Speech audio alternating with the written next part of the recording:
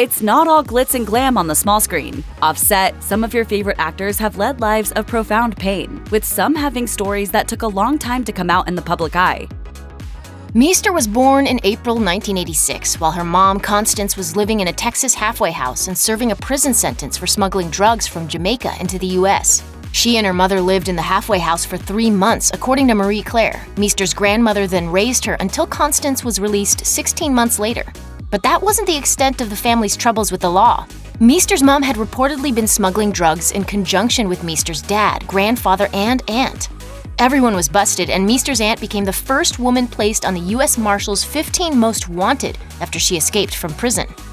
By 2011, Meester had reportedly been sending her unemployed mother $7,500 a month to help care for her little brother, Lex. But according to TMZ, instead of using the money on her brother, Meester accused her mom of blowing the cash on plastic surgery, Botox, and hair extensions. When Meester cut her mom off, the outlet reported her mother tried to convince Meester that they had an oral contract requiring her to pay, quote, $10,000 a month for life. Her mom also reportedly threatened to file a lawsuit against her daughter unless Meester continued to pay, but Meester fought back with a lawsuit of her own. In June 2012, a judge ruled there was no existing contract and told Meester she didn't have to pay her mother another dime. In the lawsuit against her mom, Radar Online reported Meester also asked for custody of brother Lex, who had been experiencing serious health issues. While it didn't appear Lex moved out of his mother's home at the time, Constance told In Touch in 2014, "I only have $26 left. If something doesn't happen soon, we'll be homeless by the holidays." But Meester's mom wasn't done. After Meester filed the suit against her mom, Constance filed a $3 million countersuit to get the money she felt Meester owed her. But she also alleged that things had gotten physical between them during a heated argument. According to ABC News, Constance accused Meester of repeatedly hitting her with a bottle in December 2010, alleging things got so bad, Meester's brother had to pull them apart. Constance finally dropped her countersuit in late 2011. She may be a superstar, but given her tough family history, it's no surprise Meester sometimes has her darker moments. In October 2014, after performing at the Apple Store in New York City, she opened up about her song, LA. Meester said the song reflected her life in her 20s, sharing, "It's about living in LA and being like, oh look, I'm an adult. I have material things. I have a home and friends and I'm a grown-up, but I'm just desperately lonely." She described the song as being very personal and hoped that other people might be able to relate to the painful times she lived through. Here's hoping this talented star continues to rise and shine. Mariska Hargitay was born in Santa Monica, California on January 23, 1964. Her mother was curvaceous bombshell actress Jayne Mansfield, who was typecast in dumb girl roles like in The Girl Can't Help It, despite reportedly having a genius IQ. Can you tell me where I can find 341? 341? Second Brownstone, ma'am. Thanks, Sonny. Mariska's father was Mickey Hargitay, a bodybuilder, actor, and former Mr. Universe. The couple met in 1956 when Mickey was in Mae West's nightclub act as eye candy, and Jayne was in the audience. Supposedly, according to the New York Times, the actress told a server when placing her supper order, "I'll have a steak and the man on the left." Despite that fun-filled beginning, it was a rocky marriage, and Mariska's parents split up shortly after her birth. Then, in 1967, tragedy struck. Mansfield was killed in a car accident when the Buick she was riding in hit the back of a tractor trailer spraying mosquito fog in the middle of the night. A bulletin has just been handed to me. Hollywood star, the buxom and beautiful Jayne Mansfield, is dead. The 3 adults in the front of the car all died in the crash. 3-year-old Hargitay and her 2 older brothers Mickey and Zoltan were in the back seat sleeping. All survived. We got pulled out, and then we're on the way. They went back and they said, oh, gee, there's another person in the car. So they went back and they got her, and she was stuck underneath the seat. She told Redbook in 2009, "Losing my mother at such an early age is the scar of my soul, but I feel like it ultimately made me into the person I am today. I understand the journey of life. I had to go through what I did to be here." When children lose a parent, especially if the child was young at the time, they may want to at least hold on to some of their mom's or dad's treasured possessions. For a long time, Hargitay didn't get that chance. Mansfield's home was burglarized after her death. Most of her personal items were stolen and sold to collectors.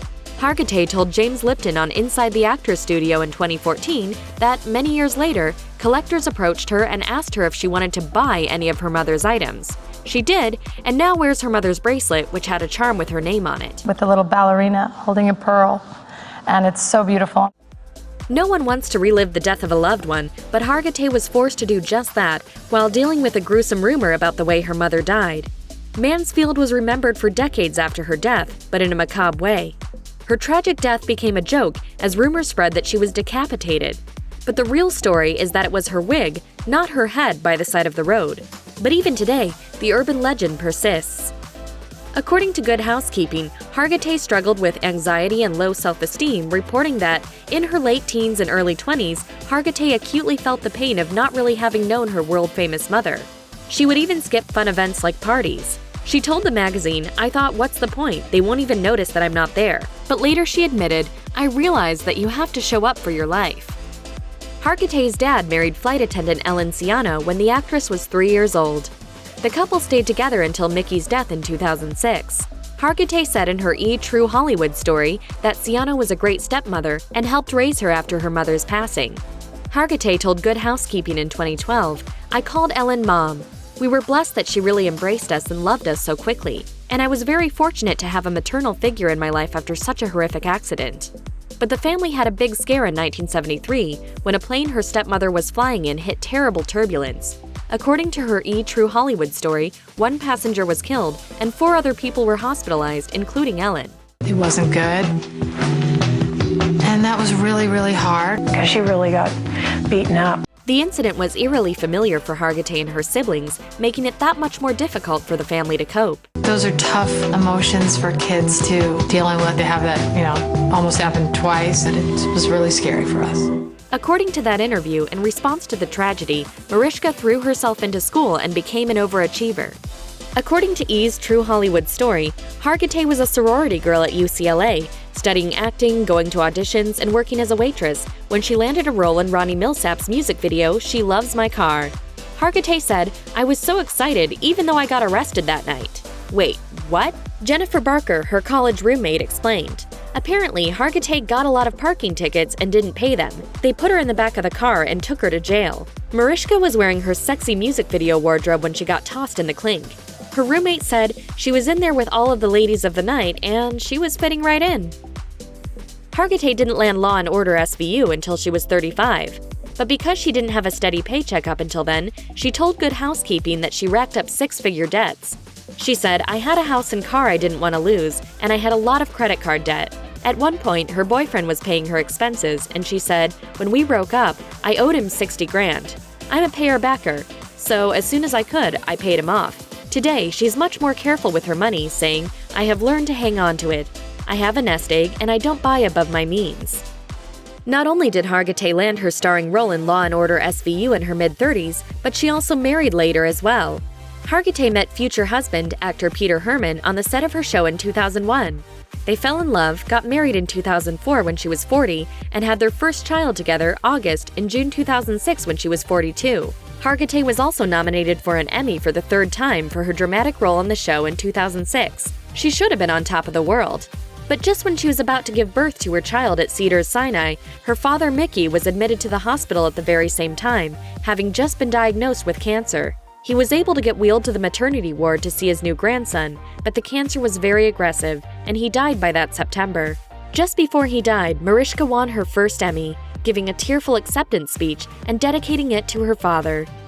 Hargitay suffered a big health scare that began on set in 2008. She told Redbook she was doing a stunt chasing a bad guy and landed wrong. It turned out that a microscopic bleed began in her lung tissue. 3 months later, she wasn't feeling well and was worried she was having a heart attack. She said, "I had a procedure hoping to stave off more serious surgery, but it didn't work, and I ended up in surgery about 2 weeks later.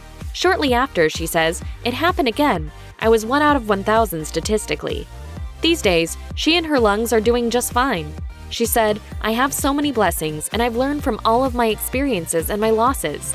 I think you can learn to feel grateful when you are exposed at such a young age to the fact that bad things can happen." After having her first child in 2006, Hargitay and her husband wanted to expand their family. She told Good Housekeeping in 2012, "August wanted siblings, and Peter and I both envisioned this big family. I was really letting the chips fall as they might because I do think so much is up to God. I really did think that down the line, Peter and I would adopt a child. That was always part of the plan." I love talking about adoption because I think it's the greatest thing on the planet. The couple eventually were able to adopt 2 children a few months apart in 2011, welcoming daughter Amaya and son Andrew into their happy home. But before that, there were major setbacks. The parents had tried multiple times to adopt a child without success. The worst was in 2010, when the birth mother gave her child to Hargitay and Herman and then changed her mind 2 days later. Hargitay remembered, "It was nothing short of devastating, but this is what I've come to understand about life. It was probably the greatest, happiest ending. I mean, it was so painful for us, but it was deeply joyful and deeply right for the mother." My life is exactly the way I wanted it. It was my dream, Hargitay has a very life-affirming personality now, thanks in no small part to her father. She says, "The message I got from my father was that life is hard, but you don't just quit. I am grateful that I didn't let fear get the best of me. It only holds you back from possibilities and greatness. You've got to kick fear to the side because the payoff is huge." She also said, "I don't focus on what I can't control. If I can't control it, let's move on." I think that we have all been swallowed up in shoulda, woulda, coulda. You figure it out and you walk tall and go through it. Some days it's chicken and some days it's feathers. And if you needed any more proof that Hargitay still got it, she brought the justice to Taylor Swift's Bad Blood. Just so awesome, and it makes me feel super badass. Pauley Perrette advocates for victims of assault, stalking, and domestic violence, issues that sadly have also personally touched her. But that's not even the full story on her dark past. Here are the tragic details that have come out about the former NCIS star. What about a love life? No, tried it, not for me. No? Not at all, no. Not at all. Perrette's only marriage to musician and DJ Francis Coyote Shivers ended dramatically in 2004 when the couple split. According to Fox News, Perrette obtained a restraining order against Shivers when they finally divorced in 2006. Perrette, along with another ex-wife of Shivers, told Fox that he stalked them and inflicted upon each of them endless mental distress and terrorized them during their respective relationships. Shivers, who has been arrested on multiple occasions for violating Perrette's long-standing restraining order, even filed his own lawsuit against her in 2014. In it, Shivers claimed Perrette was harassing him, but the court ultimately dismissed the suit. Probably the best decision I ever made in my life was I don't have to have a boyfriend or a husband or a girlfriend or anything, In 2015, Perrette suffered a violent physical assault outside her home in the Hollywood Hills. Perrette tweeted that a homeless man allegedly grabbed me so forcefully, pinned my arm, punched me in the nose and forehead, repeatedly telling me he was going to kill me. I was praying and praying and praying my heart out, and he kept saying to me, "My name is William, I'm going to kill you. My name is William, I'm going to kill you." The accused, 45-year-old David Merck, was charged with felony counts of making a criminal threat and false imprisonment by violence, but was later found incompetent to stand trial, according to the LA Independent. Yet even after having nearly lost her life, Perrette continues to advocate for the homeless. He breaks my heart. I hate that people are that mentally ill in this country or anywhere and with no help.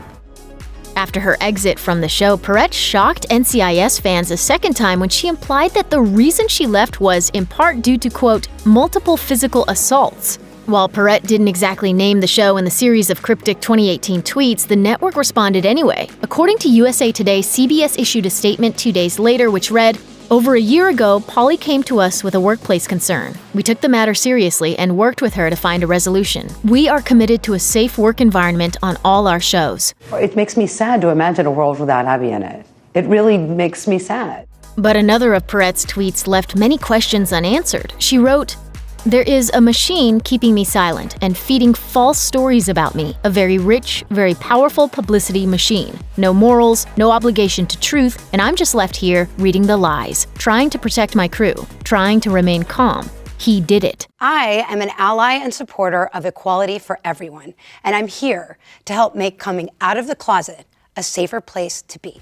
Perrette advocates for multiple platforms, but in a move of solidarity with petitioners looking to block Mike Tyson from appearing on a 2013 episode of Law & Order SVU, Perrette revealed that she is herself an assault and domestic violence survivor. Perrette shared via Twitter how she was assaulted in high school when she was just 15. The trauma reportedly led her to a series of abusive relationships, as well as self-esteem issues, and a lifelong battle with bullying. She wrote, These awful assault revelations are not only common in the entertainment industry, but everywhere. These predators must be stopped, and we must start respecting each other's humanity and dismissing the illusion of power that makes abusers think they are untouchable. The whole point is to get more people and more people aware and to save lives.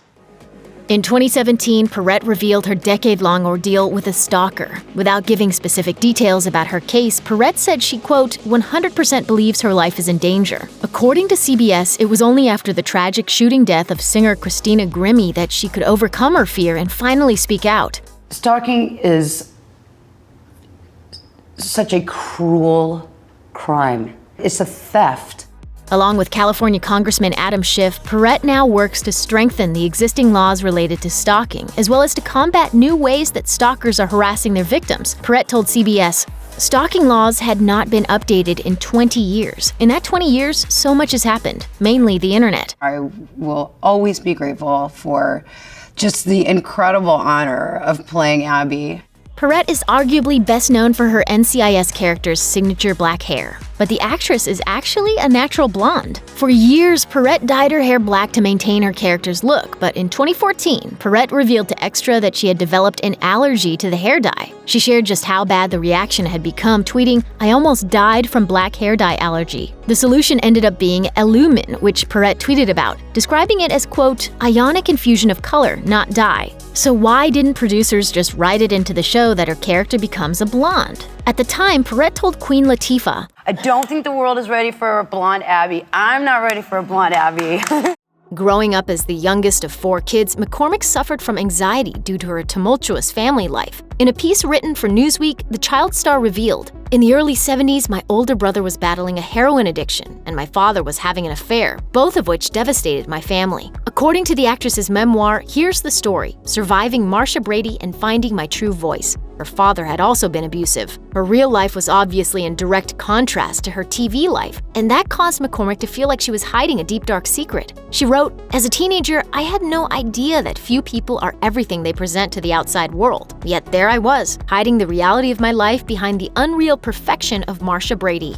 Speaking with the Today Show, McCormick revealed that her grandmother had gone insane and later passed away in a mental hospital from syphilis. Her mother had also contracted the STD while in utero. I thought that I had syphilis and that I was going to die in a mental institution too. While detailing her life story to Newsweek, the actress said that the mere thought of contracting the highly contagious infection helped her in an unusual way while filming The Brady Bunch. She explained, "When I was doing those crying scenes in the show, that's what I was thinking about." McCormick told the Today Show that behind the scenes, she and Eve Plum, who played Jan Brady, were actually best friends. Sadly, that all changed when McCormick appeared on a late-night talk show called Vibe and revealed she had shared a kiss with Plum on the cheek, and Plum was reportedly ticked off. McCormick told Today, "I was having fun, something I was joking with, and Eve didn't take it that way." When asked if there was any chance for a reconciliation, McCormick replied, "I've reached out to her. I called her for years and would never get a phone call back. Finally, after doing that for so long, I thought she'll call me when she wants to, and hopefully she will." In her memoir, McCormick opened up about battling drug addiction several years after The Brady Bunch came to an end. She told People magazine, "I got into it through a boyfriend who was friends with people who did drugs. I have a very addictive personality. I know that now." The actress said she soon watched in horror as her vice tore apart those closest to her.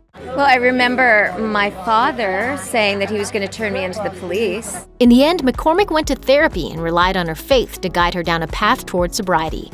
Speaking with People magazine, McCormick recalled her 10-year battle with bulimia, which started after she enrolled into a public high school at the age of 17. She revealed, "I was with some girls, we had a gallon of ice cream, and someone mentioned how we could eat it all and not gain weight. It seemed ideal. Once I started purging, it was hard to stop. It didn't help that she was required to wear bathing suits for guest appearances on the Love Boat and Fantasy Island, which she claims made her especially self-conscious. McCormick finally decided it was time to face her eating disorder by competing on Celebrity Fit Club. She ended up winning the competition and losing 38 pounds in a healthy way. McCormick kicked her severe cocaine habit after marrying her husband in 1985, but the side effects of her drug use threatened to claim her life. The actress stated in her autobiography that the lingering anxiety and paranoia wreaked havoc on her life and marriage. She wrote, I walked out onto the balcony and screamed that I was going to jump. I desperately wanted relief, and I saw it down below on the pavement. It took a depression diagnosis and a prescription for antidepressants to help her life do a complete 180. Back in her days of using drugs, McCormick reportedly stayed awake for several days while on a drug binge and blew her audition for Steven Spielberg's Raiders of the Lost Ark, according to her memoir. I destroyed certain jobs. There were some where I was really high, and it was bad. It was really bad. Even while filming The Brady Brides, the actress's drug use was taking control of her life. She told Newsweek, "I was supposed to be at Paramount Studios film testing one of my husbands, but where was I? Locked up in my apartment, doing cocaine and playing solitaire in my closet." These days, she's committed to inspiring those who may face the same battles she dealt with. She told ET, "So many people today are still just incredibly embarrassed about talking about it, as if it's a weakness. That's what we're all here for on this earth, right? To help each other and to talk about our experiences, because that's how we all heal and get better." Growing up in Oklahoma, McEntire was the third born of 4 children. Oklahoma's a great place to grow up. It was a family community, and you didn't get away with much. As a middle child, she told the Washington Post she constantly had to, quote, fight for attention. That is until the age of 5 when she realized she could sing. Her mother remembered. "Away in a Manger" was what she sang the first time. McEntire said she and her siblings began singing just for fun, but things got serious for the college co-ed when she was discovered while singing the national anthem at the Las Vegas Nationals Finals Rodeo. 11 months later, I had a Polygram Mercury Records contract. But an old problem quickly began to resurface: lack of attention. According to the Post, McEntire's music flew under the radar for years. Her first #1 hit, Can't Even Get the Blues, was reportedly released a whopping 7 years after she signed her contract. In 1975, before things really took off, McEntire met the man who would become her first husband, Charles Battles. According to the Washington Post, he had been a world champion steer wrestler who was a decade older with a wife and 2 kids. Battles divorced his wife and McEntire married him when she was 21. She told the Post, "My singing was always taken very lightly until Charlie came along." Battles signed on as Reba's manager, but that dynamic changed in the 80s as McEntire's career began to skyrocket. After winning her first Grammy in 1986, she was ready to take the country world by storm, but her husband reportedly wanted her to slow things down. She told E! News, "I guess I chose my career over my marriage." After filing for divorce in 87, McEntire rebounded with Narvel Blackstock, a guitarist in her band. Big change of events in my personal life, but it also catapulted my career. They tied the knot in 1988, but instead of receiving well wishes and support, McEntire was heavily criticized. She told People magazine, "I have talked so much about my private life in the past that when I got this divorce, I got lambasted. My fans didn't understand." I do trust Narvel explicitly. That's why I married him. I love him and I trust him very much. According to the outlet, fans weren't on board with a wholesome country star who had real troubles at home. McEntire and Blackstock were together nearly 3 decades before their divorce in 2015. 26 years of marriage. You miss anything about it? Oh, sure, I miss everything about it. In 1991, McEntire had wrapped up a show in San Diego when she and her band and crew members booked 2 chartered flights, but tragically, one of the planes wouldn't make it to its destination. The tip of the wing of the airplane hit a rock on the side of Otay Mountain, and it killed everyone on the plane. According to the Associated Press, all 10 people on board were killed in the crash, including 7 members of McEntire's band and her road manager. A spokesperson for the singer said in a statement, "Needless to say, Reba is very upset. They all had been with her a long time. They were like family. She's lost 8 family members." But nobody could replace the ones that we love so much that we lost. And that's one of the questions I'll ask God when I get up there. Less than a month later, McEntire put on a brave face and headed back out on the road. She later told the Washington Post, "I can't stop working when something like that happens. I needed it. We all needed it to keep going, or I would have wallowed in sorrow." It's been 20 years. It's just like, I don't guess it ever quits hurting. When a performer conquers one music genre, it's not unheard of to branch out into different markets. Justin Bieber and Beyoncé have both successfully tried their hands at singing in Spanish, and McEntire herself decided to expand her discography by venturing into the pop and blues sectors. Sadly, some of her followers haven't supported her pursuits. After performing renditions of Aretha Franklin's Respect and Etta James' Sunday Kind of Love, McEntire told People magazine her fans weren't happy, revealing, "They said I was leaving my roots. Lord knows I'm country. Given who I am and where I come from, no matter what I do, it will be country." McEntire thought it was ridiculous and even offensive for people to think she was leaving her fan base behind. She said, "I don't sing country songs, I don't sing pop, I sing Reba songs." I guess the three bones you gotta have, the wishbone, funny bone, and the backbone. McEntire and fellow musician Kelly Clarkson have shared an unbreakable bond ever since Clarkson won American Idol in 2002. Their friendship came full circle when Clarkson announced on Twitter in 2012 that she was engaged to McEntire's stepson, Brandon Blackstock. McEntire was thrilled, but the clause came out. The country star told Entertainment Tonight, "I was very protective of Kelly. I did not want her to get her heart broken because she wears her heart on her sleeve. What you see is what you get with Kelly. I would have clobbered Brandon if he had hurt her in any way." I know we're friends and we're family, but you're always like that hero to me, like especially musically, like you're just a beast. Clarkson and Blackstock tied the knot in October 2013, but McEntire's difficult divorce from Narvel made her friendship with Clarkson trickier than ever. Even so, the country superstar didn't want her family to have to choose sides. A friend told Closer Weekly, "Reba didn't want to tear the family apart, so she leaned on others who weren't family for support." Even though she has endured devastating tragedy and sorrow, it's clear that Reba McEntire can take what comes her way with grace and grit, and keep on trucking. I've been happy poor and I've been happy rich. I just like to keep that part consistent. Laura Prepon, who played Donna Pinciotti on That 70s Show, went through a very difficult period early in her life. When she was 13, her father died unexpectedly as a result of a drastic medical error. Prepon wrote in her memoir, You and I as Mothers, a raw and honest guide to motherhood.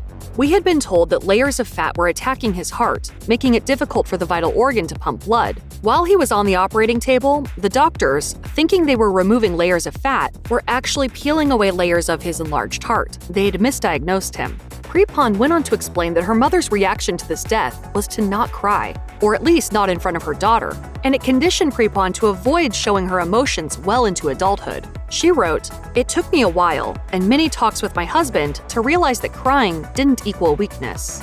Her mother was also instrumental in Prepon developing bulimia when she was younger.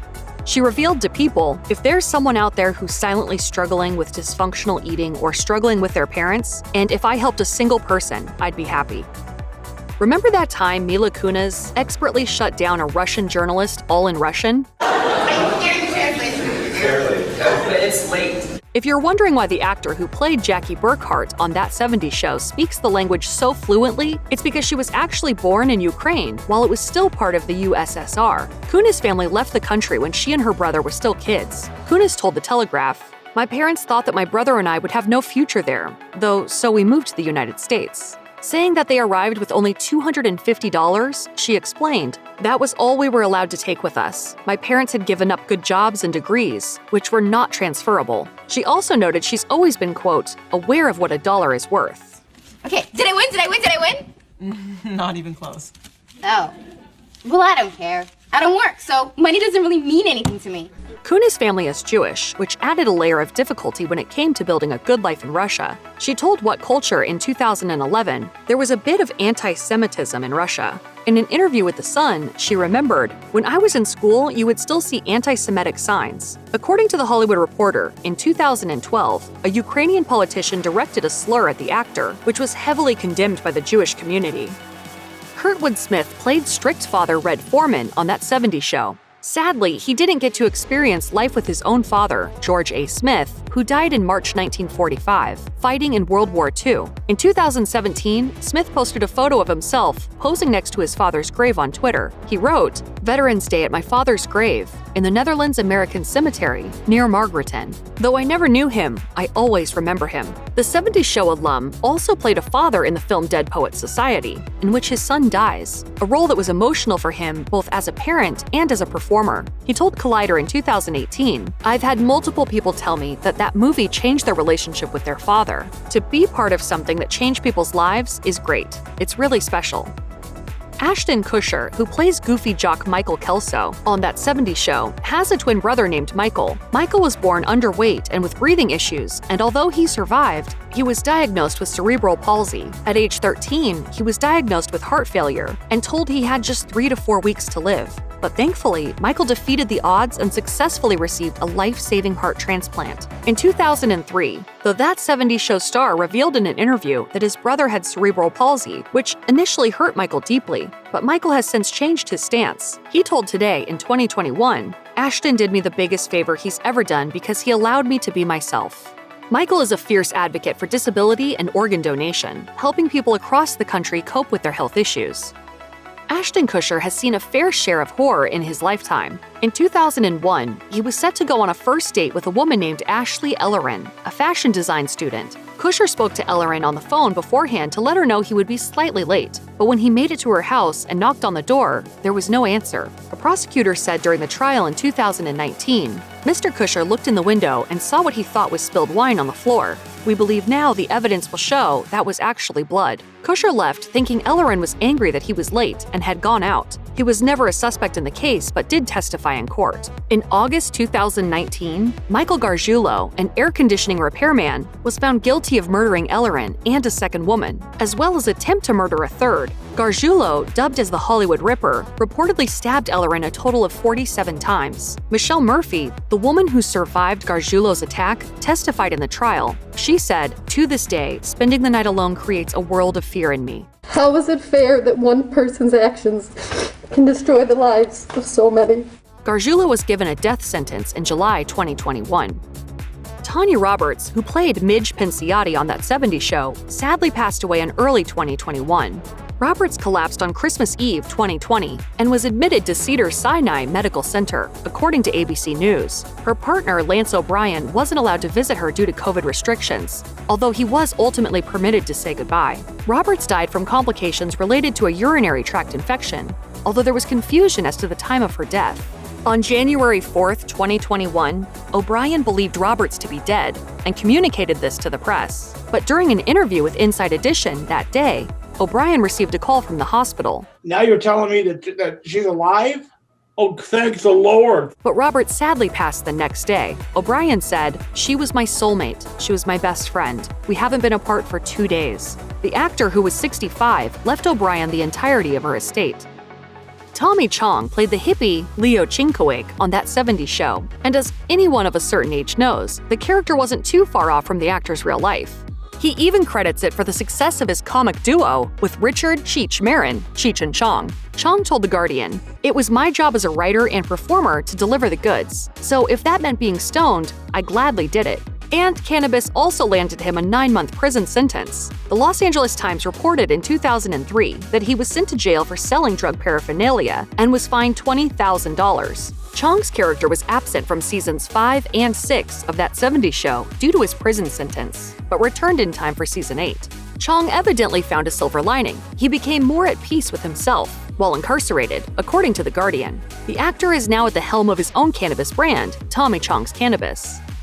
Lisa Robin Kelly portrayed Lori Foreman on That 70s Show until the 6th season, when she was replaced by Christina Moore. Kelly led a difficult life after being replaced on the show and was arrested several times throughout the 2010s. In November 2010, Kelly pleaded guilty to a DUI while in North Carolina and was arrested on suspicion of a second DUI in June 2013. She was also arrested for spousal abuse in April 2012, but told TMZ that her male roommate was trying to frame her. She said, "He must have scratched himself or done something to himself. I am clean and sober and I have made a lot of progress. I am completely innocent. I weigh 105 pounds. I could never hurt him. I just want to start working again." She was arrested for assault in November 2012. He's saying that you assaulted him. He's saying that I assaulted him. Did you do that to him? No, absolutely not.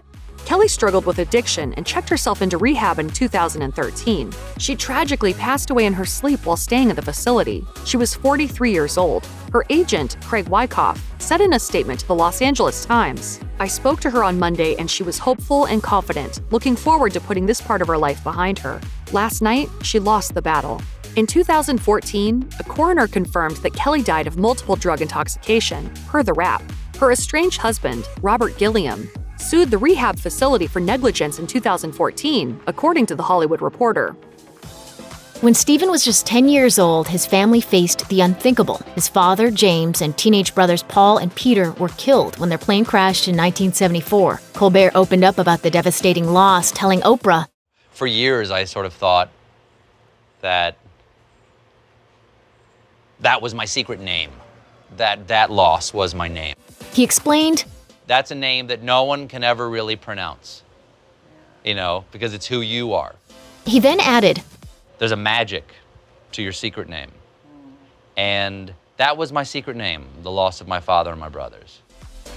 Colbert admitted in an interview with Howard Stern that lightening up his mother's spirits after such a dark time was what first drew him to comedy. He explained, "I think there's no doubt that I do what I do because I wanted to make her happy." He went on to reveal that their relationship was closer than most kids are with their parents. He remembered, "I was there with my mom, she was there for me, and I sort of kept her going. Mom and I used to joke that I raised my mom because at a certain point it had changed her completely, and it changed me completely." Although he was just 10 when his father and brothers were killed, Colbert was almost twice that age before the profundity of their deaths would really hit him. He admitted to Oprah, I didn't really feel the loss until I was in college. Then I was in bad shape. He went on to reveal, I went into college at about 185 pounds. By the end of my freshman year, I was 135. Colbert theorized that his sudden deep sadness may have had something to do with the fact that he was no longer living at home and that he finally found himself alone with his grief. He said of the lapse in his reaction, It seems like a long time at the time, but now at age 48, it seems like the blink of an eye. These days, Colbert is a devout Catholic, but there was a time when he almost gave up on his faith for good. In a discussion with Faith in Focus, he revealed that shortly after graduating college, he'd given up on the idea of God. Then he had a chance encounter with a stranger. He remembered that he had lost my faith in God, and to my own great grief, that I was sort of convinced that I had been wrong all this time. He continued, I was walking down the street and someone handed me a little green, I still have it someplace. Oh yeah, those little ones, little green New Testament Proverbs and Psalms. When he opened it, he found an index of verses to turn to during challenging times, and when he looked to the suggestions for anxiety, he found exactly what he needed. I was absolutely, immediately lightened. He said that he finally understood what people mean when they say something speaks to them, adding, I stood on that street corner in the cold and read the sermon. That's beautiful. My life has never been the same. In 2013, Colbert's mother, Lorna, died at 92. Hey, my mother, Lorna Tuck Colbert, died. And I want to thank everybody who offered their thoughts and prayers. Stephen had taken time off from shooting the Colbert Report to be with her in her final days. And when he returned, he delivered a funny and touching monologue in tribute to her. When you watch the show, if you also like me, that's because of my mom. He went on to share a little about his mother, remembering, she had trained to be an actress when she was younger, and she would teach us how to do stage falls by pretending to faint on the kitchen floor. He then added, we were the light of her life, and she let us know it till the end. And that's it. Thank you for listening. In 1968, when Grammer was just 13 years old, a man broke into his father's home and shot him to death. Grammer told E, the assailant lit a ring of fire around his house, and as my father came down to investigate what was going on, he shot him several times, and Dad died. Unfortunately, there would be little justice for the family. According to People magazine, the killer was found not guilty by reason of insanity. Grammer later found a father figure in his TV dad, Martin Crane, played by English actor John Mahoney. You at home? You're coming with us. Wouldn't be any fun without you. Oh, really, Dad? I was so hoping that you would say that. The last thing I wanted to do. Even years after Frasier wrapped, the two remained friends until Mahoney's passing in 2018. Grammer mourned the loss, tweeting, quote, "He was my father. I loved him."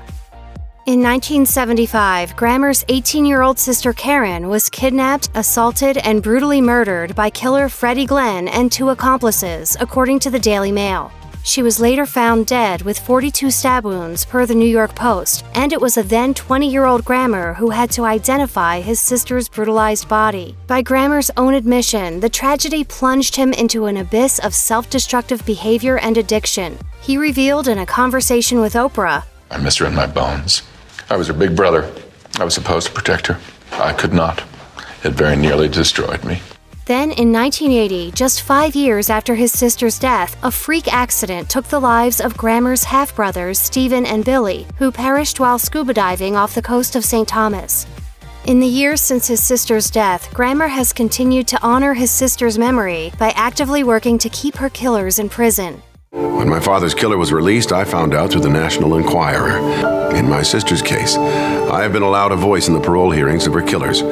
Grammer spoke out against Glenn's bid for parole in 2014, saying that letting him go free would be a, quote, betrayal of his sister's life. The plea worked. Grammer began drinking heavily and abusing drugs, particularly cocaine, to cope with his sister's loss. He told Oprah, My love affair with cocaine, which was what my drug of choice, was motivated by a few other things I think about, like not really deserving whatever I'd gotten. He added, Also, I liked it. But his habits culminated in a series of arrests for drugs and drunk driving. According to the LA Times, Grammer even flipped his car while driving under the influence in 1996. The incident prompted the actor to check into rehab. He told Oprah, It just eventually becomes something you can't keep doing. Grammer went on to reveal, I finally quit blow in 1996. That's when I was done. It's a fond memory, but it's no longer a friend. Grammer married Leanne Suhaney in 1992, but after a brief and abusive marriage, per Grammer's books so far, the relationship ended when Suhaney made an attempt on her own life while pregnant. Doctors were able to save her, but not their unborn child, according to People magazine. Grammer released a heartfelt statement saying he was deeply saddened over the death of their child, adding, I had dreamed of raising the baby in a stable and loving environment. Grammer went on to father children with 4 different women, but when he married his 4th wife, Katie Walsh, in 2011, they initially had some trouble growing their family. Grammer admitted to iNews, Katie and I had a couple of miscarriages before we had our first child. That was devastating. These things are hard.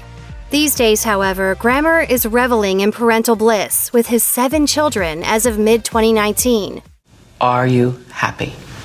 Yes. In 2008, the sitcom TV star was ready for a much-needed break, so he set off for vacation in Hawaii. But just when things were getting started, he suffered a near-fatal heart attack. It's one of those things. I stood up and I felt a little funny, and then I realized, I'm having a heart attack. Though his representatives later downplayed the news to the media, claiming Grammer had only had a, quote, mild attack, it was far from the truth. In actuality, Grammer had almost died. He revealed to Entertainment Tonight, they had to blast me twice and get me started all over again. Though he nearly lost his life, Grammer later told Oprah that he was thankful for the health scare, saying, It was a good thing in my life. It was a good event in my life. It was the physical manifestation of whatever lesson was being taught to me, which was, you better fix your life now. It took me another couple of years, but I did get it, and it was time to change a few patterns. I said a little prayer. Let's get this over. Let's get this resolved, and we got things I got to do.